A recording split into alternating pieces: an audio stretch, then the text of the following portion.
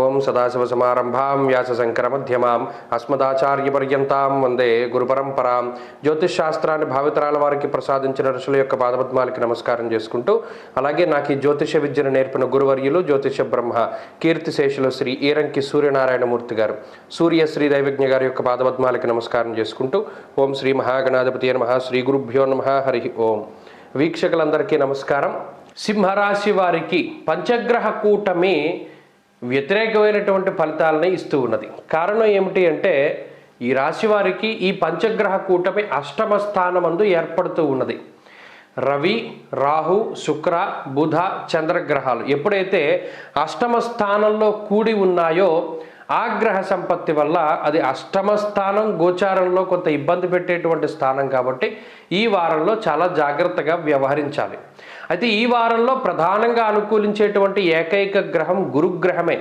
తదుపరి శుక్రుడు అష్టమంలో కొంత యోగించినప్పటికీ ఈ తీవ్రమైనటువంటి పరిణామాలు ఏవైతే ఉన్నాయో, అంటే అష్టమంలో రవి, రాహు, బుధుడు, చంద్రుడు కలవడం అనేటువంటి విషయం పట్ల అయితే చాలా జాగ్రత్తగా ఉండడం చెప్పదగినటువంటి సూచన. మరి దీనివల్ల ఏమవుతుందండి అంటే, దుర్దోషశత్రు సంవాదో గమనం యథా అన్నారు.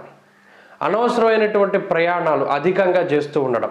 ఒక ప్రయాణం ఎంతవరకైతే అవసరమో అంతవరకే చేయాలి, కానీ అనుకోని విధంగా ఆ ప్రయాణాన్ని ఎక్స్టెన్షన్ చేసేసి ఆ ప్రయాణం వల్ల ఏ విధమైన మనకి ప్రయోజనం లేకపోయినప్పటికీ కూడా శరీరాన్ని కష్టపెడుతూ, కాలాన్ని వృధా చేస్తూ, డబ్బుల్ని పాడు చేస్తూ తిరుగుతూనే ఉంటారు అన్నారు.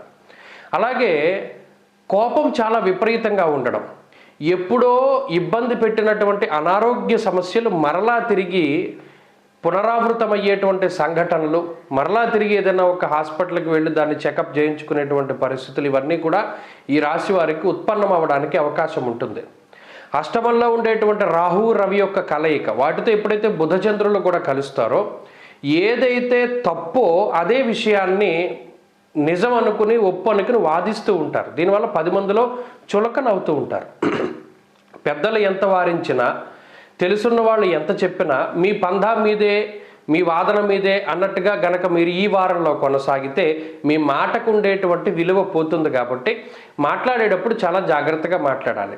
అలాగే ఆకస్మికమైన ప్రయాణాలు పనికిరావు, అలాగే కోపం పనికిరాదు. ఉద్యోగపరంగా సింహరాశి వారికి ఈ వారం చాలా మిశ్రమంగా ఉంటుంది. కొంత ఖర్చులు అధికంగా ఉన్నాయి, మరీ ముఖ్యంగా కొంత ఒత్తిడి అధికంగా ఉంటుంది. స్థానచలనానికి సైతం అవకాశాలు కనబడుతూ ఉన్నాయి. వ్యాపార పరంగా ఈ గ్రహ సంపత్తి సింహరాశి వారికి మిశ్రమమైనటువంటి ఫలితాన్ని ఇస్తుంది. విద్యార్థులకి ఆరోగ్యం పట్ల శ్రద్ధ అవసరం. ముఖ్యంగా ఎంత చదువు ఉన్నా, ఎంత జ్ఞానం ఉన్నా ఆరోగ్యాన్ని గ్రహస్థితి పాడు చేస్తుంది. కాబట్టి ఆరోగ్యం పట్ల చాలా జాగ్రత్తగా ఉండాలి. అలాగే స్త్రీలకు ప్రత్యేకించి ఈ గ్రహస్థితి కూడా ఆరోగ్యపరంగానే ఇబ్బందులను కలగజేస్తుంది. మానసికమైనటువంటి ప్రశాంతత కొంత తక్కువగా ఉంటుంది. ఆ విషయాన్ని దృష్టిలో పెట్టుకోండి. సింహరాశి వారు ఈ వారంలో మరింత అనుకూలమైనటువంటి ఫలితాలని సాధించడానికై సూర్యారాధన చేస్తూ ఉండడం చెప్పదగినటువంటి సూచన. ప్రతినిత్యం ఆదిత్య హృదయ స్తోత్ర పారాయణం చేస్తూ ఉండండి. అలాగే ఈ వారంలో కలిసి వచ్చేటువంటి రోజు గురువారంగా చెప్పవచ్చును. అదృష్ట సంఖ్య 6, అదృష్ట వర్ణము పసుపు. తదుపరి కన్యారాశి.